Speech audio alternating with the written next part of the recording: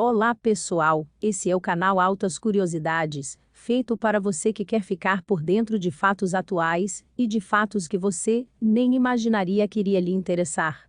Então não de bobeira, e já se inscreve no canal para não perder esse tipo de conteúdo, também deixe nos comentários ideias para novos vídeos no canal, que serão muito bem-vindas. Fique até o final, porque você não vai acreditar no que foi feito para resolver o problema. Hoje vamos falar de um momento marcante para nossa história, a maior seca do Brasil. Das grandes secas que assolaram o Brasil, uma das mais graves e lembradas, foi aquela que compreendeu os anos de 1877 a 1879, ficando conhecida como a Grande Seca do Nordeste. Foram quase 3 anos seguidos sem chuvas, com perda de plantações, mortes de rebanhos e miséria extrema.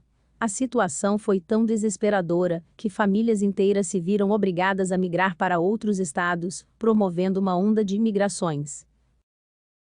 O cenário ficou cada vez mais caótico, principalmente quando os retirantes chegaram em outras cidades e estados.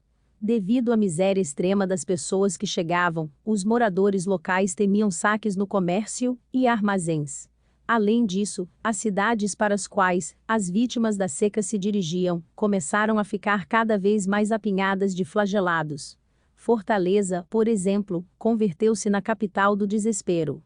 De 21 mil habitantes pelo censo de 1872, passaram a ter 130 mil.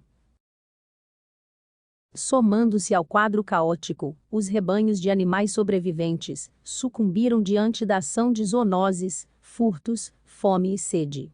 A flora e a fauna da região praticamente desapareceram. Por fim, para completar o quadro de tragédia, houve um surto de varíola, dizimando milhares de pessoas. Finalmente, o governo imperial enviou ao Nordeste uma comissão de engenheiros para perfuração de poços, construção de estradas de ferro e armazenamentos de água, para assim resolver o grande problema da seca.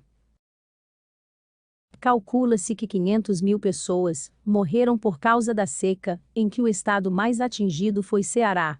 O imperador Dom Pedro II foi ao Nordeste e prometeu vender até a última joia da coroa para amenizar o sofrimento dos súditos da região. Não vendeu, porém enviou engenheiros para a construção de poços. Alguns anos depois da primeira grande seca no século XIX, em 1915, um novo episódio assolou o sertão nordestino.